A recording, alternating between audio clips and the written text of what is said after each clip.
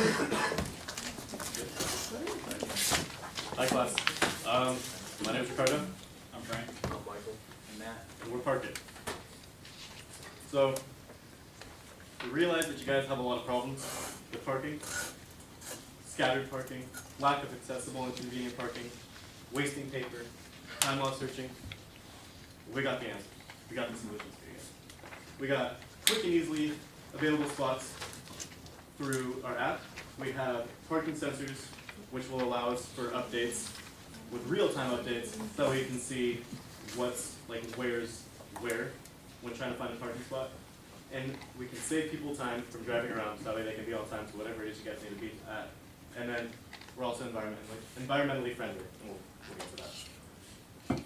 So we got our target market here and our opportunity, and we pulled this from CSUMB's site.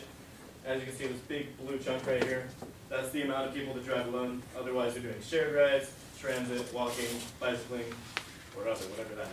But as you can see, we're mainly focused on this part right here, and a little bit of that part just because those guys are going to be the ones who need to find a parking spot. And then we're obviously focusing on schools, specifically CSUMB. Alright, two companies that we're going to be looking to partner with are Indect and WillowTree. Indect is considered the world's most innovative parking guidance company, which they will be supplying us with parking sensors along with installing parking sensors. We'll be looking to have WillowTree provide the app for us. They are an app building company, so they'll be helping us create the app from scratch. Direct competitors on campus we consider are the Monterey Salinas Transit and Lime Scooters. We consider them direct competitors just because those are two different modes of transportation that are prevalent in CSUMB. Existing businesses are Parking Panda and Spot Hero. Parking Panda and Spot Hero kind of do similar things that we do, but we feel like these aren't going to be threats to us in the future because we have a very specific niche. We are a parking app that provides available parking spots at CSUMB. Those are things that none of these companies currently do. As far as marketing and sales goes, marketing, at every parking area you see the parking signs, and this will be the sign that we display at each of our parking lots in the entrances, so you know, Parkit, download Parkit app. We will be using the application to also market ourselves, and we will be partnering with the school, so they will send out emails at the beginning of the semester saying, hey, don't forget to download your app so you can buy your parking permit so you can park on campus. As far as sales, we offer various parking packages. We offer the normal 1 hour, 2 hour, 3 hour, and all day passes. And we also offer academic passes and semester passes. Alright, our management team. We have Matthew here, he will be our CEO. Ricardo is our Chief Financial Officer. I am the Chief Operations Officer, and Francisco is the Chief Marketing Officer. We came up with these roles based off of an evaluation, based off of our strengths and weaknesses. We felt that was the best way to go about it because we thought that it will ensure that we perform our day-to-day tasks with confidence and efficiency. All right, and then moving on to our financial projections. Basically, we did a 3-year financial projection. We have 6 different revenue avenues, and we have a semester pass, an academic year pass, a day pass, which would include a full day, 3 hour, 2 hour, and a 1 hour. Semester pass is looking like our largest revenue avenue.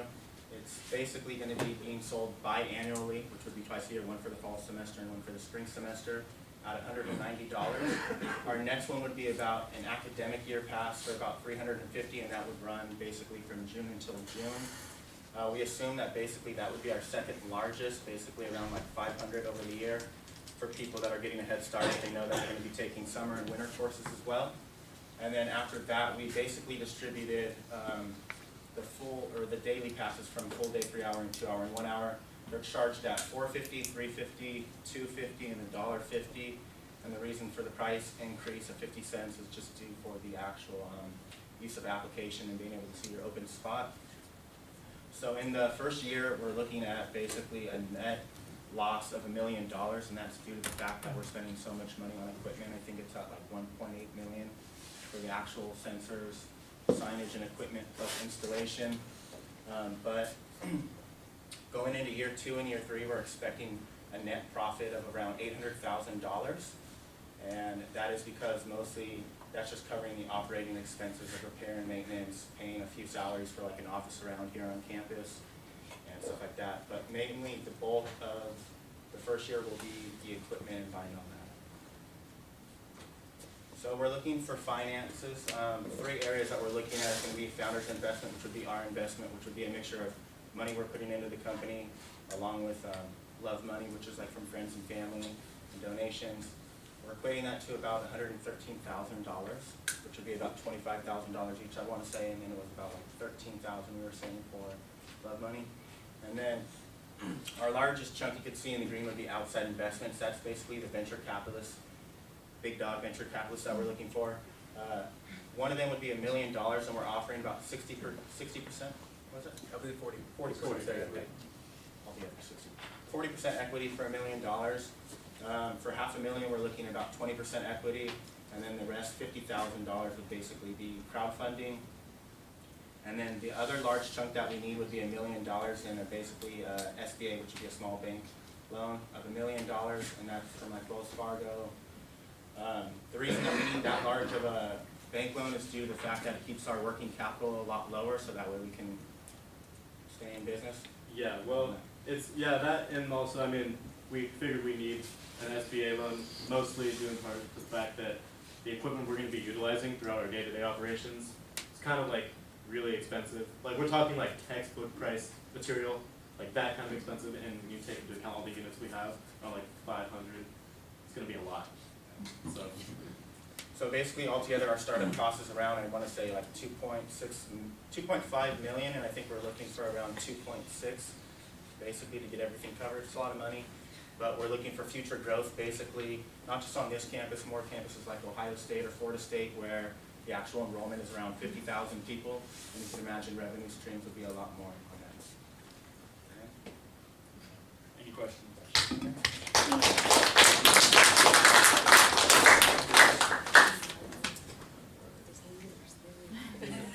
You mentioned you're going to be having like annual passes as well as day passes and everything for Parkit. Pairing that with CSUMB, who also does, let's say, annual and day passes, you guys are going to be a partnership with them, but would it be possible for them to see that as direct competition as well? I mean, I think the way we were looking about it is we would be having a conversation with CSCMB and the parking bureau to try to like take over and also give them a percentage of the profits that we make for them. We feel it's a good trade-off because we would be taking off the day-to-day responsibilities that they would probably have to endure that they're currently doing. So that's kind of. And if they say no, Well, I just kind of want to add on a little bit to what you were saying. With the exception of everything he just put out there, as well as what we plan to like bring into the system, it would be a bit more money for like a pass. So say for instance, like if you're doing like a daily pass, we would hike the price up by like an additional 50 cents or something like that. That's just like a small example. Otherwise, with using like the app and taking into account all the other equipment that we'll be or all the machinery that we'll be using, other prices for like academic and semester would go up like around $30 extra, just that way you can have that extra security and extra, you know, yeah. So they'd be making a bit more money on the side too. So you guys are asking for a lot, that's okay, I like the Yeah. ambition.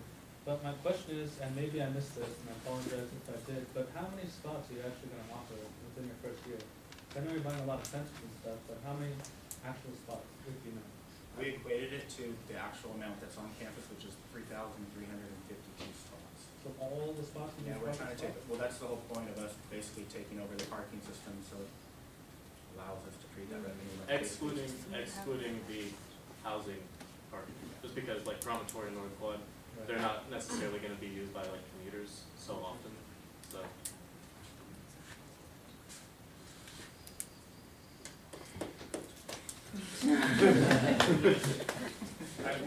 It's just like a quick question. I was just thinking about how most of the parking lots that are close to campus, like close to the library and stuff, are always full.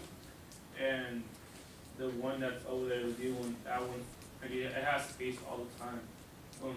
I feel like if I were to buy your service, I would kind of just go for the school ones based on me thinking that one's always gonna be full regardless, and I'd rather just park over there. How would you guys kind of like, expand the parking lot or something to, like, I feel like at the end of the day, what you guys are trying to do is get people to be closer to class so they can be on time. And, if I still have to park over there with the, like, the sensors, like, they'll tell me that that parking lot is open, cause it's always gonna be open regardless of anything, and I'll just park there, instead of like trying to find a spot up there when it's it's gonna be full most likely. That's why we're thinking of like the in-deck, they have parking, one of the things that wasn't mentioned was the signs that we're gonna have on top, so if you walk in like to the mall or go to different places like that, this is how many spaces are available. If you're driving by and you know that there's 52 spots or something like that, you Yeah. know how many at a quick glance like that, and then you can get on your phone and see, you know, which exact spot you can And, find a like, lot different. Yeah, and like whether like the issue that like you have is like episodic or like constant, like because we kind of got that question raised to us in our last paper. We feel like we'd also be not only worrying so much about just like finding you a spot that's close to class, also like having a sensor there for your car that would either say or like flash red if, say for instance, oh your thing expired, and or if like your car got broken into or like that. Something like that, you know? Like added security. Yeah, yeah. And then, So- not only yet talked about it, are you still able to reserve a spot even though, like, let's say like a spot's like open and I say I wanna get that one, is that still an option or is that? Oh, no, we ditched that idea. Yeah.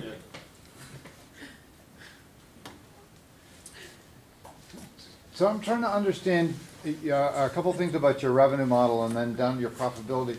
So your revenue is coming in from people buying parking passes, right? Yeah. And so how much am I gonna be paying more for my annual parking when your system is in there than I am now? We don't have like an actual percentage, but I wanna say they're no more than like $15 or $20 more. They're around that though. Academic, I think, was around like $335, we had priced around like $350. Yeah. I wanna say semesters around like $185 or $160, something like that right now. I think we had it at $190, and then same thing, the increase of like 50 cents for the daily passes. Yeah. We wanted our app to be embedded with the permit Right. passes. No, it makes sense as that's certainly a legitimate way to do it. But the number that jumped out at me, can you dial back to your financial for a moment? There's a particular number there. There's so if you look at that slide, there's something that should jump out as a not sure how that's gonna work.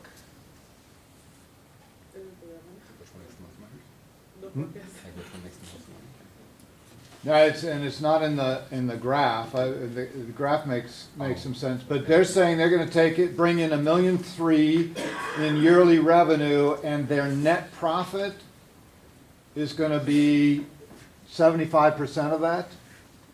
Now, this is a business I'd really like to get into, a business in which my net profit margin is 75%. So I'm trying to figure out how we got there and how'd that happen? How do I get a net profit of 75%? I think the fact was is that we don't have too many operating expenses. The main part was like repair and maintenance. We're only having, I think, 2 or 3 people of employees here, and We the have- majority chunk, So, of us being in debt like the first year was obviously the equipment.